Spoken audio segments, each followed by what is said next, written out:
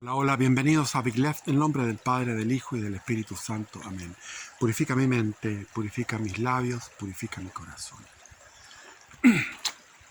El río.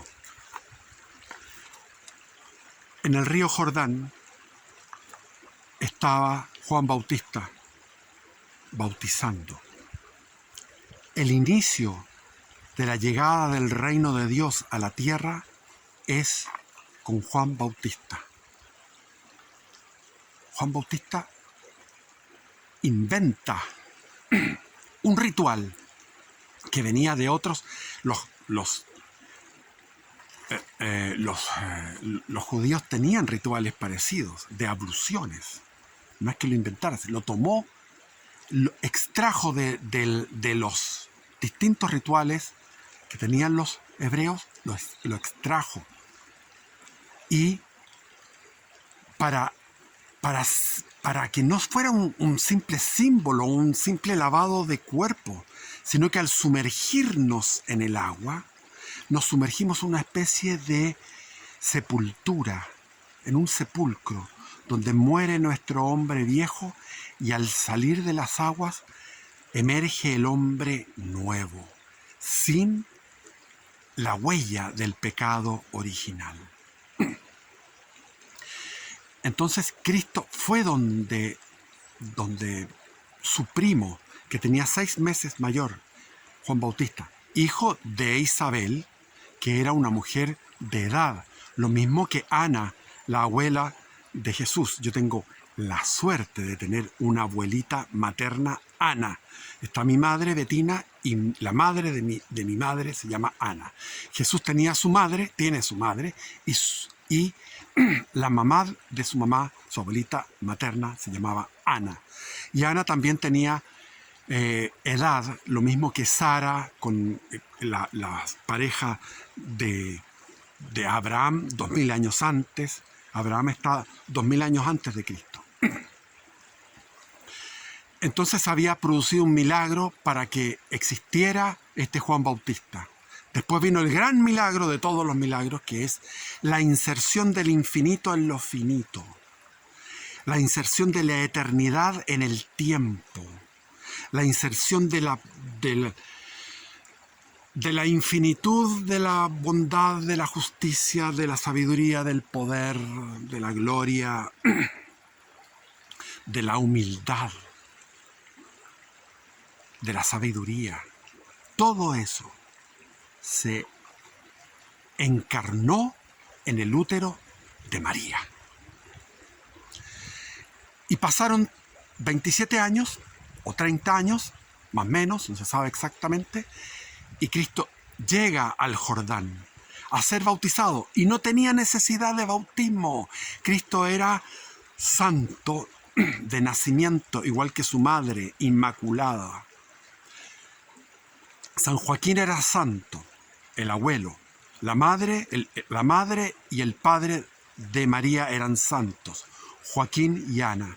Después está María, está su prima Isabel, también santa. Está Juan Bautista, santo.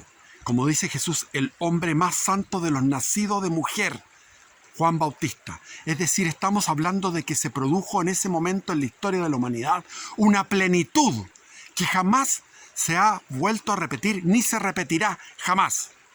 Porque el mismo Dios se hizo hombre en María y llegó al río a bautizarse siguiendo el camino de la humildad. Y Juan Bautista le dice: no soy digno de desatarte las sandalias. Es decir, tú me tienes que bautizar a mí. Tenía claro eso. Pero Jesús quiere cumplir con todo. Quiere darnos nos dio con el ejemplo la necesidad de bautizarnos, porque el bautismo es un milagro. Es un milagro que nos borra el pecado original. El bautismo que no quiero entrar en polémica con los protestantes. Probablemente el bautismo de los protestantes es válido. Y eso es una gran cosa, porque si no estarían perdidos. El bautismo nos une de alguna forma. Las escrituras y el bautismo son lo que nos une con los protestantes. Pero a mí realmente debo confesar que tengo una especie de fobia, de desagrado total con los protestantes. Porque uno al estudiar y al estudiar y al estudiar y darse cuenta de que hay una sola iglesia, un solo bautismo, una sola fe, un solo Jesús Cristo, el único. No puedo sino me baja un desagrado, lo mismo que me desagradan los sincretistas. Cuando he escuchado, por ejemplo, al señor que tiene un pañuelo, Ramón Freire, y al otro que se llama Dr. File, no los puedo soportar porque son charlatanes que están hablando de lo que es el sincretismo. No se puede, el sincretismo es imposible. Si tú estudias cada fe, cada religión, son mundos apartes. Yo soy un estudioso de lo que es el hinduismo, por ejemplo. Y es verdad, tuve 5 años metido en el hinduismo. Oh, pensé que había algún animal. Y no tiene nada que ver con el cristianismo. Y ahí está Yogananda, está Lahiri Mahashaya, Sri Yukteswarji, Babaji, y que tratan de mezclar, de poner a Cristo en eso, y no, es el hinduismo que pesca a Cristo y se lo mete en el bolsillo, y lo pone ahí, a la misma altura que Krishna, a la misma altura que Babaji, a la misma altura que Lahiri Mahashaya, a la misma altura que Sri Yukteswarji, a la misma altura que Yogananda, a la misma altura que Vivekananda, que Aurobindo, etc. Un simple ser sabio y espiritual, un hombre de espíritu, lo mismo que Buda, etc. Y Confucio y Lao Tse. No, señor. Cristo no es eso. Es infinitamente superior. Infinitamente superior. Ya lo decía Sócrates, que decía, no sabemos cómo es Dios, porque llegaron a la conclusión de que existía un Dios, los griegos, a través de su raciocinio. De ahí vienen después las 5 vías para la prueba de Dios racional, que las tiene Santo Tomás de Aquino, que se basa en Aristóteles. Está Sócrates, Platón y Aristóteles. Pero Sócrates dice, sería interesante cuando este Dios se nos revelara y nos contara todo. Y eso fue lo que pasó. Se reveló Dios, se hizo hombre y nos contó todo. Nos contó todo. Casi todo. Y hizo tantas cosas que Juan Evangelista en su libro, en su evangelio, dice al final, tantas cosas hizo nuestro Señor que no cabrían en el mundo los libros para contarlas. Porque en los 3 evangelios sinópticos, el primero, el más antiguo, era el de Marcos, que es discípulo de Pedro. Está todo ahí Pedro. Pedro no cuenta cuando estaba en Cesarea de Filipo y él dice, tú eres el Mesías. No lo cuenta Pedro por modestia, por humildad, pero sí cuenta cuando él negó a Cristo en la noche del jueves al Viernes Santo, después de la cena, después de la agonía en el huerto de Getsemaní. Después está el gran evangelio de Mateo, que es un judío que le habla a los judíos y incluso dice, y con esta plata compraron un terreno que todavía está, donde murió con la plata de las 30 monedas. O sea, las 30 monedas de plata con que Judas se vendió para entregar a Jesús, era algo que servía para comprar, por ejemplo, lo que serían ahora 3, 4 hectáreas. Es decir, por decir 50 millones de pesos, una cosa así. Y dice, y todavía está ese lugar ahí. Porque le está hablando a judíos que todavía están ahí en Israel, porque son judíos que todavía no son expulsados el año 70. Porque de la muerte de Jesús, que fue el 14 de Nisan, es decir, el 7 de abril del año 30 a abril del año 70, son 40 años exactos. 40 años de gracia para el pueblo de Israel, y viene la destrucción del templo con Vespasiano en el año 70, entre abril y septiembre se produce una resistencia feroz de los judíos. Y Jesús profetiza eso. Y están en los 3 evangelios sinópticos. Pero Juan quiere completar a estos evangelios sinópticos y entrega las bodas de Caná, el milagro de las bodas de Caná. Va entregando cosas nuevas que en este momento se me olvidan, pero son interesantísimas. Y todo el discurso, o sea, erradica todas las parábolas y son puros discursos espirituales. Los discursos preciosos de Jesús, sobre todo los últimos del capítulo 15 del Evangelio de Juan. Y está el Evangelio de Lucas, que es el único texto de toda la Biblia que fue escrito por un no judío, por un griego que era médico de la Asia Menor, de lo que ahora es Turquía, y que había buscado a través de los judíos la verdad. Porque los judíos antes de Cristo, en la época helenística, después de Alejandro Magno, en el helenismo, se expandieron, hubo una diáspora, la primera diáspora judía, sobre todo estaban en Alejandría, en distintas ciudades de la Grecia, incluso en Roma, y todos estos judíos no tenían una vocación de proselitismo, pero muchos griegos les bajaba la curiosidad por este Dios trascendente, este Dios que es tan, no se puede ni siquiera nombrar, tan sagrado, que no tiene ninguna imagen. Por lo tanto, estaban fascinados muchos griegos, y uno de ellos era Lucas. Y Lucas fue a la sinagoga porque Pablo, Saulo de Tarso, una vez converso ya, iba predicando a las sinagogas, predicaba al pueblo judío en la dispersión. Y ahí había también personajes que no eran judíos, eran griegos. Y San Lucas tiene 2 años, cuando está preso Saulo de Tarso, Pablo está preso en Cesarea de Filipo, más bien para protegerlo de los judíos que lo querían eliminar. Hubo un intento de matarlo en el templo. Él se dedicó a entrevistar a María, a entrevistar a todos los que vivieron lo que vivió en la época pública de Jesús. Estamos hablando del año 47 por ahí. Y va recopilando estos hechos y va armando un evangelio mucho más, con mucha elegancia, una elegancia bella de griega, con el idioma griego, y va haciendo una especie de estudio histórico, comenzando con la genealogía, la encarnación, cuando el ángel se le aparece a María, etc. Hay una serie de cosas que no están en los otros 2 evangelios, que son más rústicos. El de Marcos es el más rústico, el de Mateo es un poco más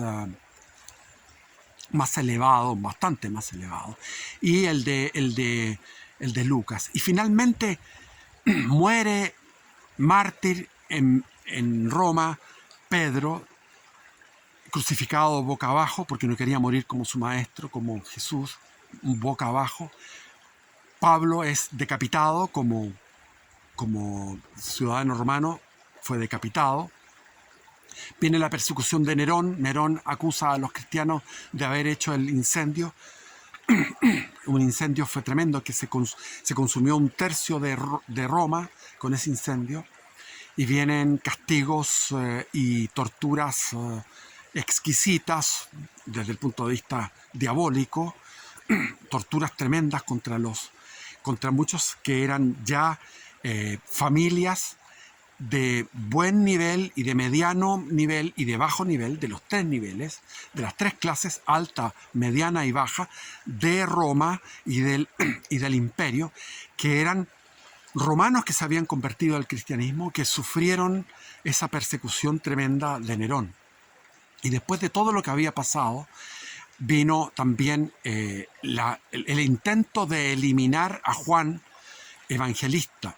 Y Juan Evangelista, que había sido el discípulo amado, él se fartantea, dice: yo era el discípulo amado. Juan Evangelista lo quieren freír, entonces lo meten en una sartén con aceite hirviendo, lo tiran ahí y no es capaz el aceite de matarlo. Sale sin ninguna huella de quemazón. Entonces el emperador se indigna con esto y lo manda a Patmos. Antes había estado en Éfeso y lo envía a Patmos. Y ahí va con María a esa isla de Patmos, donde escribe su evangelio y escribe el Apocalipsis, ya viejo. Y muere el año 95, con 80 y tantos años, muy anciano. Y él es tan anciano que tiene el evangelio de Juan, termina 2 veces, porque termina el evangelio y se le olvida o sea, él recuerda, digamos, se le había olvidado, pero recuerda un hecho bello y lo quiere narrar y después termina por segunda vez. O sea, tiene 2 finales. Y ese hecho bello y hermoso era que después, cuando Jesús resucita, les dice, los voy a ver en Galilea. Y sale Pedro con los otros discípulos a pescar. Y no pescan nada. Están sin pescar nada. Toda la noche. Y en un momento determinado hay un hombre que ven a lo lejos en la playa, en el lago de Galilea, o en el mar de Genesa, ¿cómo se llama? Bueno, tiene 3, 4 nombres eso, que es un lago del tamaño del lago Ranco, más o menos, un poco más chico que el lago Yanquihue, y profundo. Entonces, lo vieron en la playa a un hombre que les dijo, echen las redes a la izquierda, a la derecha. Y tomaron y echaron las redes a la derecha y se les llenó con 156 peces tremendos. Entonces Pedro dijo, sin verle la cara porque estaba de muy lejos, es el Señor. Y estaba desnudo trabajando. Total que se puso una especie de traje baño y se tiró al agua y fue nadando para encontrar a Jesús. Jesús ya se les había aparecido en Jerusalén resucitado y Jesús estuvo apareciéndose a ellos durante 40 días, incluso a 500 de los primeros cristianos, y a María, su madre, a María Magdalena el primer día, etcétera, etcétera. O sea, hay una multiplicidad de apariciones durante esos 40 días. Cuando asciende en el monte de Betania, asciende a los cielos, que no es que vaya como un astronauta hacia la estratosfera, sino que ascendió un poco y después se fue a otra dimensión. Se fue por un canal divino, se fue a otra dimensión, que es el cielo que está en todas partes. Nosotros somos como un grano oscuro. El universo, ya les he dicho, es un grano pequeño en medio de un océano de luz inmensa. O sea, Dios es luz y nosotros somos oscuridad. El universo es oscuro. Hay 95% de la materia es oscura y el 5% son las estrellas, las galaxias, que son miles de millones de galaxias y cada una con miles de millones de estrellas. Y ese universo es un granito oscuro. Entonces él se va, Jesús, a una velocidad 50.000 millones de veces más rápido que la luz. Pero estuvo 40 días. Entonces ellos llegaron a la orilla, recogieron los peces y Jesús ya tenía preparado un asado de peces. Y tenía vino. Y empezaron a conversar. Y lo pasaron muy bien. Tenía un carrete. Tenía un festejo. Estaban todos felices de ver al maestro y ninguno le preguntaba quién eres tú, porque era él, era Jesús resucitado con sus llagas resplandecientes. Y ahí donde le pregunta Jesús a Pedro, Pedro, ¿tú me amas? Pedro le dice, sí, yo te amo. De nuevo le pregunta Jesús, Pedro, ¿tú me amas? Y Pedro le dice, sí, te amo. Y después Jesús le pregunta por tercera vez, porque él lo había negado 3 veces en la noche entre el Jueves Santo y el Viernes Santo, cuando Jesús estaba en el palacio de Caifás. y estaba siendo escupido, estaba siendo golpeado, estaba siendo insultado y ya estaba siendo condenado a muerte por los judíos, por el Sanedrín, por los 70 del Sanedrín, menos 2, Nicodemo y José de Arimatea, que se restaron a eso. Era un juicio totalmente ilegal porque se estaba haciendo en la noche, es decir, a las 4 de la mañana más o menos, y tenía que hacerse de día. Y habían llegado a la casa de Anás, que Anás era el suegro de Caifás, y había tenido a 4 de sus hijos cada año, porque duraba un año el cargo de sumo pontífice. Había tenido Anás a 4 de sus hijos y ahora a su yerno. Es decir, eran unos corruptos, eran saduceos corruptos, que eran más bien traidores a la religión hebrea. Los fieles a la religión hebrea eran los fariseos. Los fariseos eran fieles, eran gente mucho más fiel. Actualmente se tiende a calificar de fariseo algo negativo, pero los fariseos eran los que cumplían la ley, que eran 613 preceptos. 613 preceptos. Y Jesús los reduce a 2. Amarás al Señor con todo tu corazón, con toda tu mente, con todas tus fuerzas, y al prójimo como a ti mismo. Y después, en la última cena, en el Evangelio de Juan, capítulo 15, en el discurso de despedida, que es como un testamento de Jesús, les dice, ámense los unos a los otros. Y después Juan, evangelista, en su carta, en su epístola, dice, porque el que no ama a su prójimo, a sus semejantes que está con ustedes, si no ama a su prójimo, que ve a su prójimo, ¿cómo va a amar a Dios que no ve? Ahora, uno se enamora de Dios. Yo, la verdad, estoy enamorado de Cristo, estoy enamorado de Dios, y fluye por el amor de Dios, fluye el amor a los demás. Es natural. Ese es el camino. Por amor a Dios, fluye el amor a los demás. Entonces,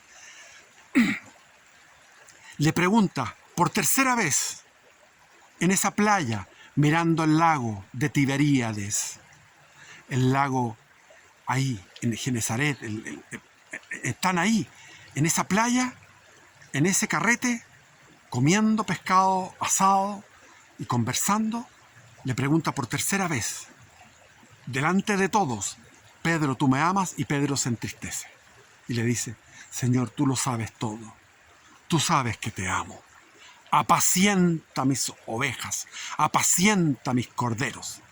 Le da el cetro, la jerarquía, tú eres el jefe. Y eso se lo dijo, sobre esta piedra edificaré mi iglesia.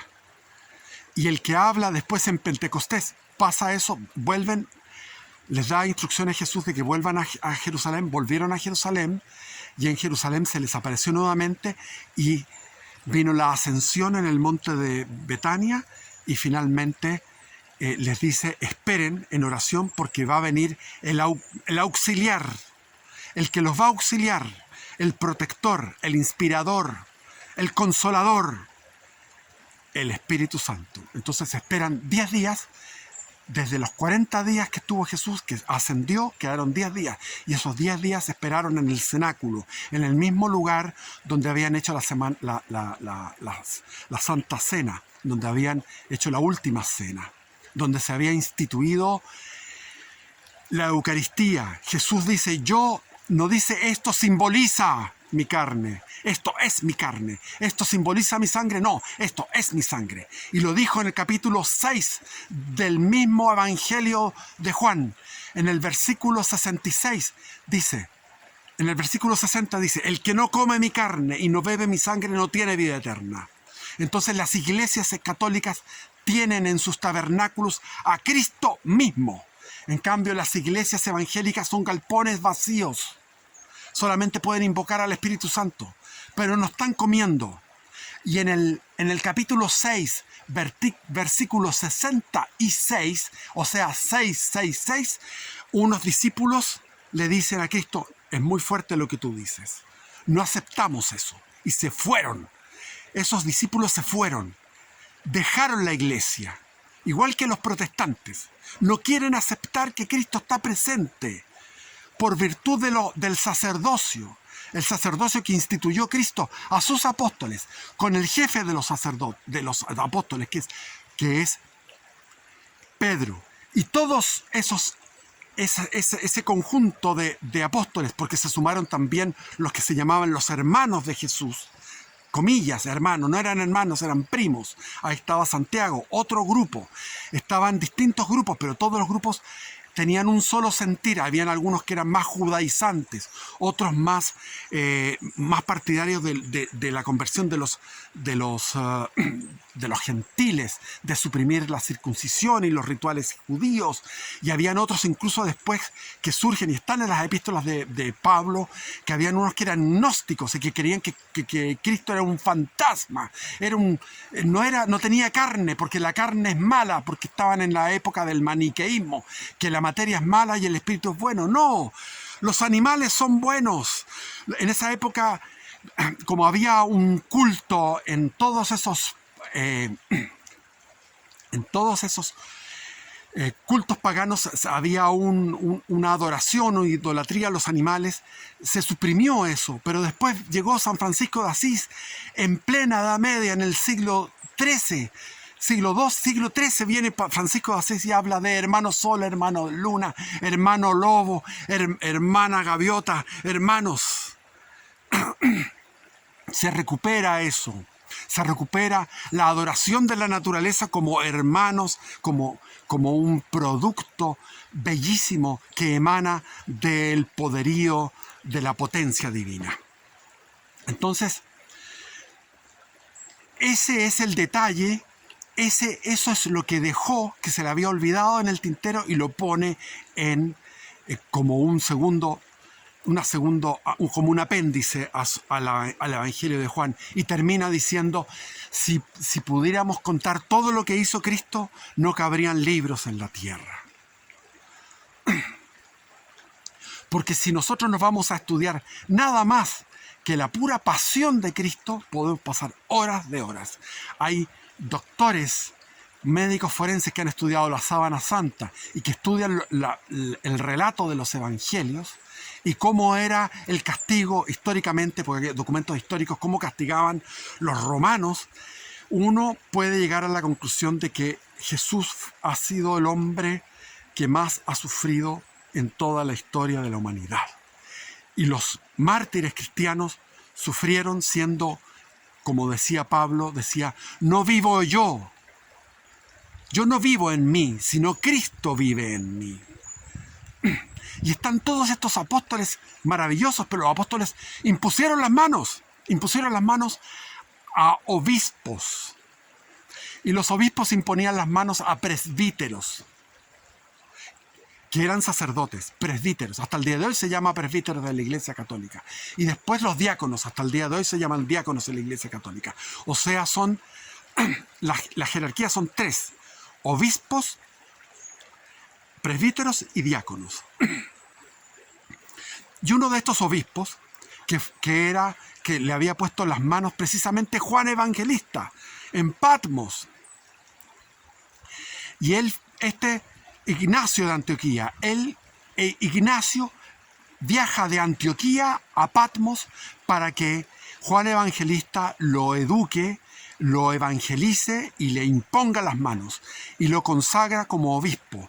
Y era el obispo número 1, el obispo jefe de Antioquía, que era la capital del cristianismo. El cristianismo surgió después de Pentecostés en Jerusalén, con 15.000 cristianos, desde Pentecostés hasta la destrucción de Jerusalén y del templo el año 70. O sea, hubo 40 años, un poco menos de 40 años, porque los 40 años se cuentan desde abril del 30 hasta abril del 70. Y Pentecostés estaría, 30 años, o sea, 40 años exactamente. Y esos 40 años de la iglesia en Jerusalén, donde ahí se hizo el primer concilio, que fue provocado por Pablo, que quería que se pusieran de acuerdo si podía él predicarle a los gentiles, a los no judíos, y más encima a Pedro le viene una visión cuando tiene que bautizar al centurión Cornelio, que era un militar romano en la zona de Cesarea de Filipo, en la costa de Palestina. Entonces, lo que le dice en la visión, le dice a Pedro, Dios le muestra unas alimañas, unos animales de mierda así. Entonces, come. Entonces Pedro le dice, yo no puedo comer esto es impuro. Entonces le dice la voz divina, dice, tú tienes que comer lo impuro porque no existe lo impuro para Dios. Todo fue hecho por mí y no es impuro. Come, que es lo que eran tarántulas, serpientes y puras cosas asquerosas, murciélagos. Desapareció y era lo que le estaba diciendo, era, ve hacia el occidente, ve hacia lo impuro. No existe impureza. Los impuros, es decir, los griegos, los romanos, los romanos de la península de Hispania, de la Galia, de Cartago, de la antigua Cartago, todo el imperio romano era impuro para los judíos. Pero con esa visión, Dios le estaba diciendo a Pedro, ve a ellos. Y después de Jerusalén, cuando es destruido Jerusalén, pasa a Antioquía a ser la capital. Y después de Antioquía pasa a ser Roma la capital del cristianismo, hasta el día de hoy. Entonces Ignacio lo sentencian a morir con las fieras en el Coliseo romano. Y él va en una embarcación amarrado de pies y manos, pero él le pide a los captores que le libren las manos para escribir. Y esta embarcación va recalando en distintos puertos. Tarso, primer puerto donde venía Saulo de Tarso. Tarso precioso, con un río que desemboca suave y al fondo unas montañas nevadas. Y ahí él escribe. Y vuelve a escribir, y vuelve a escribir, como un poeta, y vuelve a escribir. Les dice, por favor, no pidan por mí, no pidan para que el emperador, no pidan clemencia, para que el emperador no me perdone. Yo quiero llegar y ser mártir, porque es la mejor manera de llegar a Cristo siendo un mártir. Y él es el primero que escribe la palabra católico. Porque nosotros somos una iglesia universal, dice. Somos católicos, somos universales. Y esto es en el año 103, 104. O sea, nada. Estaba recién escrito el Evangelio de San Juan y recién escrito el Apocalipsis. Y él va de puerto en puerto escribiendo cartas a todas las comunidades cristianas. Pasa por Corinto.